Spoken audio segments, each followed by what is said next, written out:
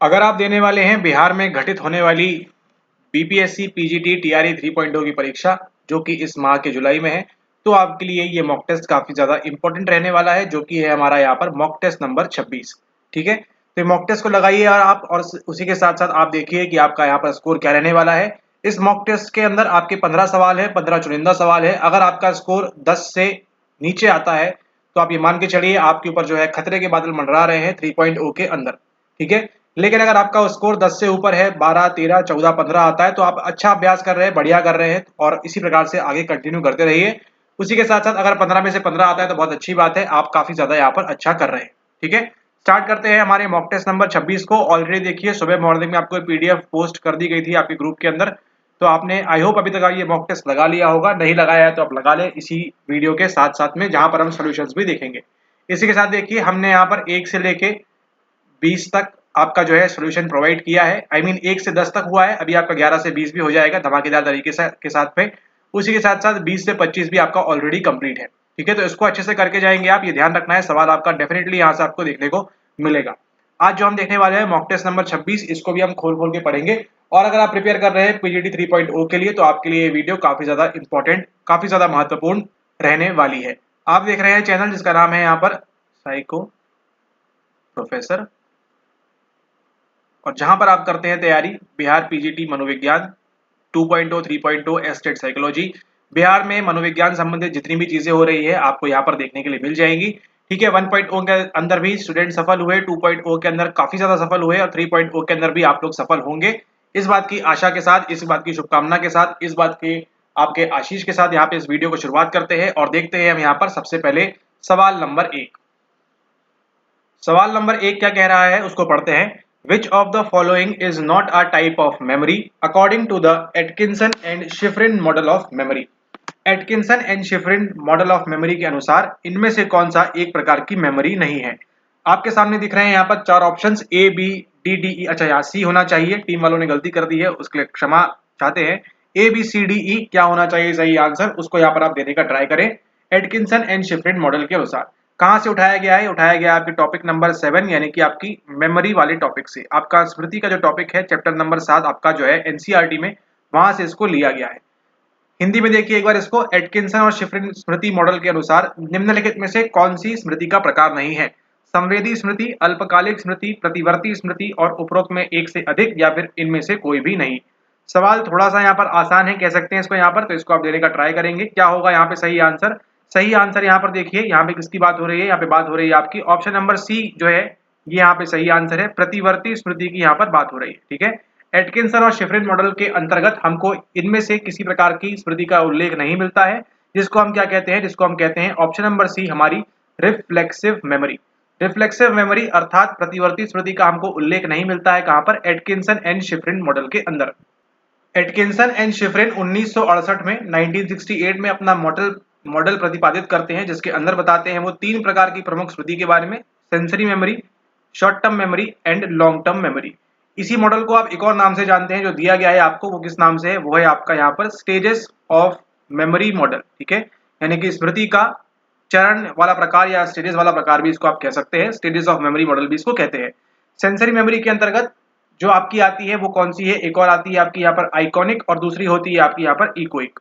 ठीक है, यानी कि दृष्टि वाली एक होती है जो आप देखते हैं चंद सेकंड के लिए, और एक होती है आपकी यहाँ पर सुनने वाली जो आपकी श्रवण वाली होती है वो। ठीक है, तो ये भी आपको ध्यान रखेंगे। आइकॉनिक मेमोरी और इकोइक मेमोरी अगर सवाल पूछता है बीपीएससी की ये किसके प्रकार है, तो आप बोलेंगे सेंसरी मेमोरी के प्रकार है, क्योंकि यहाँ पे हमारी संवेदना जुड़ी हुई है, हमारा जो आंख है, हमारे जो कान है, वो यहाँ पर लगे हुए हैं। ठीक है, शॉर्ट टर्म मेमोरी के अंदर हम बात करें, शॉर्ट टर्म मेमोरी आपकी जो होती है एलटीएम जो होती है आपकी long term memory. Short term memory के अंदर क्या करना है आपको यहाँ पर इलेबोरेटिव रिहर्सल करना है। क्या इलेबोरेटिव रिहर्सल नहीं करना है? क्या करना है आपको यहाँ पर करना है मेंटेनेंस रिहर्सल। ठीक है, यानी कि आपको जो है निरंतर अभ्यास करते रहना है। आपको ये नंबर याद करना है 9826 9826। आप क्या करते हैं? इसको बार बार बोलते रहते हैं, उसको आप यहाँ पर क्या करते हैं? मेंटेन करते रहते हैं। लेकिन वही जब हम बात करेंगे आपकी दीर्घकालिक स्मृति के बारे में, जब हम बात करेंगे यहाँ पर लॉन्ग टर्म मेमोरी के अंदर, तो यहाँ पर क्या बोलते हैं आप? यहाँ पर आप कहते हैं कि आप क्या कर रहे हैं आप यहाँ पर कर रहे हैं इलेबोरेटिव रिहर्सल। ठीक है, आपको क्या देखने मिल रही है यहाँ पर? आपको यहाँ पर इलेबोरेटिव रिहर्सल यहाँ पर देखने को मिल रही है, जिसको आप क्या बोलते हैं? जिसको आप बोलते हैं विस्तृत पूर्वाभ्यास। ठीक है, आप क्या कर रहे हैं? इलेबोरेट करके पढ़ रहे हैं। जैसे आप इस सवाल को देखिए, आंसर क्या था, आंसर केवल था सी और आगे बढ़ जाते, लेकिन नहीं, आप क्या कर रहे हैं, आप इसको एलटीएम में भेज रहे हैं, कैसे, इलेबोरेटिव रिहर्सल के साथ में। तो ध्यान रखिएगा, जीवन में कभी भी आपको सवाल आता है, एसटीएम में क्या होगा, आपका मेंटेनेंस रिहर्सल होगा, एसटीएम में एमआर आएगा, और एलटीएम में क्या आएगा, आपका इलेबोरेटिव रिहर्सल आएगा। इस बात को आपको ध्यान रखना है, एमआर और ईआर इसको आप ध्यान रखेंगे, इसको आप भूलेंगे नहीं, इसको दिमाग में अपने स्थापित कर लीजिए अच्छे से।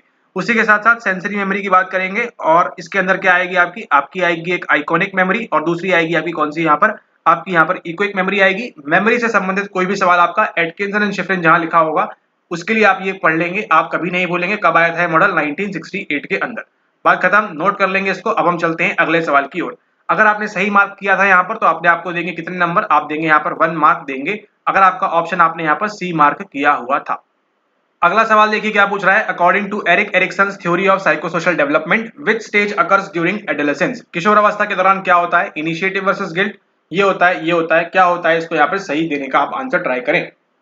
आसान सवाल है, एरिक एरिक्सन के मनोसामाजिक विकास के सिद्धांत के अनुसार किशोर अवस्था के दौरान कौन सी अवस्था होती है। ऑप्शन आपको दिए गए हैं, पहल बनाम अपराध बोध, विश्वास बनाम अविश्वास, पहचान बनाम भूमिका भ्रम, उपरोक्त में से एक से अधिक, या उपरोक्त में से कोई भी नहीं।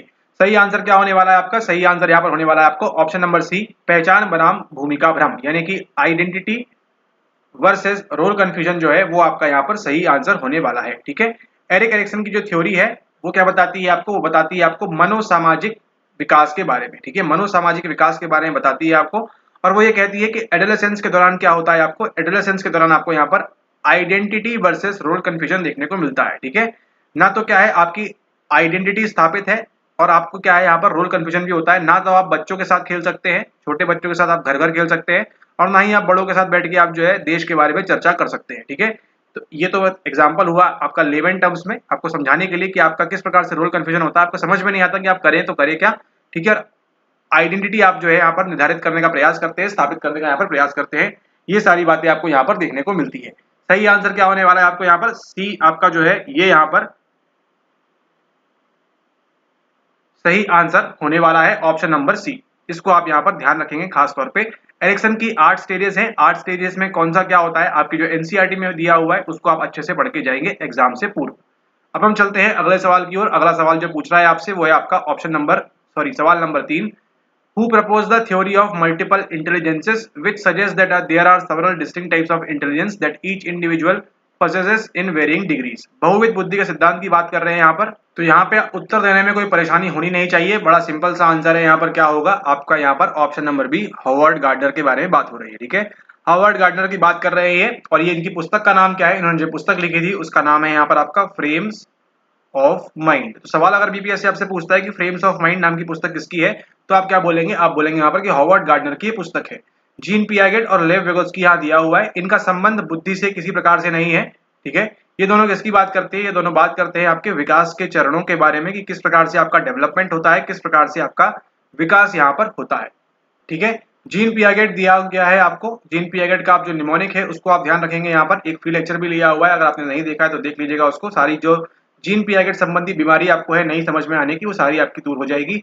एसपीसीएफ सेंसरी मोटर संवेदी प्रेरक, ये आपकी प्री ऑपरेशनल, ये आपकी कॉन्क्रीट ऑपरेशनल, और ये आपकी फॉर्मल ऑपरेशनल होती है। उसी के साथ साथ लेव वेगोत्स्की जो है वो क्या बताते हैं, लेव वेगोत्स्की बताते हैं आपको किसके बारे में, आपको बताते हैं सोशियो कल्चरल डेवलपमेंट या सोशियो कल्चरल कंटेक्स्ट के बारे में। ठीक है, यानी कि आपका जो सामाजिक और सांस्कृतिक जो चरण है उसके बारे में बात करते हैं, और ये बात करते हैं आपके जेडपीडी के बारे में भी, यानी कि जोन ऑफ प्रॉक्सिमल डेवलपमेंट। ठीक है, तो जीन पियागेट बात करते हैं विकास की, कौन सा विकास होता है आपका, संज्ञानात्मक विकास होता है। ठीक है, कॉग्निटिव डेवलपमेंट यहाँ पर आपको देखने को मिलता है। ठीक है, और इसी के साथ देखिए ये जो सोशियो कल्चरल कंटेक्स्ट की बात कर रहे हैं, अप्रोच की बात कर रहे हैं, इसी में एक और नाम ध्यान रखना है आपको किसका है, वो है आपके यूरी ब्रॉनफेनब्रेनर का। ठीक है, आप इस बात को नोट कर लीजिए, इस बात को लिख लीजिए, ये सवाल आपको आने वाला है 3.0 के अंदर, क्योंकि अभी तक इनसे संबंधित सवाल पूछा नहीं गया है। संभावना इसकी बहुत प्रबल है, चांसेस बहुत ज्यादा है कि 99% आपका सवाल यहाँ से आने मिलेगा, आपको देखने मिलेगा। ठीक है, तो संभावना है इसकी यहाँ पर। ठीक है, तो इसकी जो है आपकी प्रबल संभावना है कि आपका ये सवाल आने वाला है यूरी ब्रॉनफेनब्रेनर का जो मॉडल है आपके एनसीईआरटी में दिया हुआ है उससे। लेव वेगोत्स्की और ये दोनों जो है हमेशा बात करेंगे इसकी सोसाइटी और कल्चर की बात करेंगे, उस कंटेक्स्ट में ये बात करते हैं। ठीक है, तो यहाँ पे सही आंसर क्या होने वाला है, सही आंसर होने वाला है यहाँ पे आपका बी, हॉवर्ड गार्डनर। अब हम चलते हैं अगले सवाल की ओर। अगला सवाल पूछ रहा है आपसे, which of the following is a component of Karl Rogers person centred therapy. Person centred therapy जो है कार्ल रॉजर्स की, निम्नलिखित में से कौन कार्ल रॉजर्स की व्यक्ति केंद्रित चिकित्सा का घटक है? व्यवहार विश्लेषण, कॉग्निटिव रिस्ट्रक्चरिंग यानी कि आपका जो है संज्ञानात्मक पुनर्गठन, बिना शर्त सकारात्मक सम्मान, या फिर more than one of the above, या फिर E none of the above. ठीक है, तो यहाँ पे क्या देखने मिलेगा आपको? आपको देखने मिलेगा यहाँ पर option number C, unconditional positive regard जो है कंपोनेंट है किसके? कार्ल रॉजर्स का। उसी के साथ एक और कंपोनेंट है, वो क्या है? वो यहाँ पे आपकी एम्पैथी, सहानुभूति जो आपको यहाँ पर देनी है। और उसी के साथ साथ एक और है, वो क्या है? वो है आपका यहाँ पर कॉन्ग्रुएंस के बारे में बात करते हैं। ठीक है, ये आपको एनसीईआरटी में देखेंगे, आपको मिल जाएगा बड़े आराम से। ठीक है, तो यहाँ पे ए भी नहीं है, बी भी नहीं है, सही आंसर क्या है आपका यहाँ पर? अनकंडीशनल पॉजिटिव रिगार्ड, यानी कि बिना शर्त सकारात्मक सम्मान हमको यहाँ पर देना है। ध्यान दीजिएगा, आपको कंफ्यूज करने के लिए ऐसा लिख देंगे वो, और आपको आप क्या करेंगे? गलती से आप जाकर वहां पर मार्क कर देंगे। लेकिन आप हमारे वीडियोस देख रहे हैं तो आप समझदार हैं, और आपको यहाँ बता दिया गया है, जता दिया गया है कि आप ये जो संभावना है गलत करने की, ये बिल्कुल भी ना करें। सही आंसर क्या है? Unconditional positive regard. एक बार प्रश्न को अच्छे से पढ़ लें, एक बार प्रश्न को अच्छे से देख लें कि प्रश्न आपसे पूछ क्या रहा है, बोलना क्या चाहता है, कहना क्या चाहता है और सुनना क्या चाहता है। ठीक है, ओके, अगला सवाल देखते हैं यहाँ पे, सवाल नंबर 5 के बारे में। The Stanford prison experiment conducted by Philip Zimbardo demonstrated the power of, किसके बारे में बात करता है? Deindividuation, conformity, obedience, more than one of the above, या फिर E none of the above. अंग्रेजी वाले इसका देने का प्रयास करेंगे, और इसको देखते हैं यहाँ पर। फिलिप जिम्बार्डो द्वारा संचालित स्टैनफोर्ड जेल प्रयोग ने निम्नलिखित की शक्ति का प्रदर्शन किया? विभाजन, अनुरूपता, आज्ञाकारिता, उपरोक्त में से एक से अधिक, या उपरोक्त में से कोई भी नहीं। सही आंसर यहाँ पर क्या होने वाला है? सही आंसर यहाँ पर होने वाला है अनुरूपता और आज्ञाकारिता बिल्कुल भी नहीं। सही आंसर क्या है आपका? विभाजन, यानी कि डी इंडिविजुएशन। ठीक है, सही आंसर क्या होने वाला है फिफ्थ का? आपका option number A, D individuation यहाँ पे आपका सही आंसर होने वाला है। कन्फर्मिटी एंड ओबीडियंस की बात नहीं करता है। कन्फर्मिटी की बात कौन करते हैं? ये बात करते हैं आपके सोलोमन एश, उसी के साथ साथ मुजफ्फर शरीफ का भी आपको एक्सपेरिमेंट देखने मिलेगा। ओबीडियंस की बात कौन करेंगे? ओबीडियंस की बात करेंगे आपके स्टैनली मिलग्राम यहाँ पर। ठीक है, स्टैनली मिलग्राम बात करेंगे किसके बारे में? वो बात करेंगे आपके ओबीडियंस के बारे में। सही आंसर क्या है यहाँ पर? डी इंडिविजुएशन, यानी कि क्या होता है कि जब इस एक्सपेरिमेंट के अंदर उनको जेल के प्रहरी बनाया गया, और उनको जब वो क्या बनाया गया? एक और था कैदी बनाया गया। जब उनको प्रिजनर बनाया गया तो क्या हुआ? उन्होंने अपना अपना रोल जो है स्थापित किया, और जेलर जो है अपनी स्वयं की जो आइडेंटिटी है, स्वयं का जो वो मूलभूत कैरेक्टरिस्टिक्स है, उसको यहाँ पर भूल के क्या कर दिया? उन्होंने जेलर का रोल निभाना स्टार्ट कर दिया। यानी कि मान के चलिए आप वहां पर कैदी, सॉरी, आप वहां पर जेलर होते, आपकी जो पर्सनैलिटी है वो कैसी है? वो बहुत ही सौम्य टाइप की है ना, आपको लड़ाई झगड़ा बिल्कुल पसंद नहीं है। लेकिन जैसे ही क्या करते हैं, इस एक्सपेरिमेंट में आपको बताते हैं कि आपको क्या करना है, आपको पुलिस वाला बनना है, आपको जेलर बनना है। तो देखिए अब क्या होगे, आप यहाँ पर एग्रेसिव हो जाएंगे, आप यहाँ पर आक्रामक हो जाएंगे। ठीक है, तो इसको आपको ध्यान रखना है। यहाँ पर ये जो आक्रामकता है, ये क्या है? डी इंडिविजुएशन, खुद की चीजों को भूल के दूसरों के इसमें मतलब जो है मिल जाना, एक प्रकार से समझ सकते हैं आप। सही आंसर होने वाला है आपका यहाँ पर option number A, D individuation, यानी कि विभाजन। ऑलराइट, ओके, तो इस वीडियो के लिए इतना ही। मुलाकात होगी आपसे अगले वीडियो में। हम देखेंगे यहाँ पर मॉक टेस्ट नंबर 26 के अगले कुछ सवालों को, और डिस्कस करेंगे उनको कि उनके यहाँ पर क्या पॉसिबल आंसर्स होंगे और क्या सारी चीजें उसके अंदर यहाँ पर हमको देखने को मिल सकती है। ठीक है, ओके, उसी के साथ देखिए आपकी जो आंसर की है आपके ग्रुप में यहाँ पे डाल दी गई है, तो आप उसको वहां से भी चेक कर सकते हैं, और वहां से भी जो आप गलतियां कर रहे हैं उसको आप देख सकते हैं कि आपने जो है किस प्रकार से करना है सही चीजों को, आपने जो है किस प्रकार से एनसीईआरटी पढ़ दी है, एंड बाकी की सारी चीजें। ठीक है, इसी के साथ साथ अगर आप बाकी के मॉक टेस्ट जो है 25 मॉक टेस्ट जो है उनको भी अगर आप लगाना चाहते हैं, जिसमें से 2 आपके वीडियो फॉर्मेट में है, बाकी की आपको पीडीएफ्स मिल जाएंगी, उनको अगर आप लगाना चाहते हैं तो आप क्या कर सकते हैं, आप ₹499 का यहाँ पर पेमेंट करके इन धमाकेदार सवालों को आप यहाँ पर लगा सकते हैं।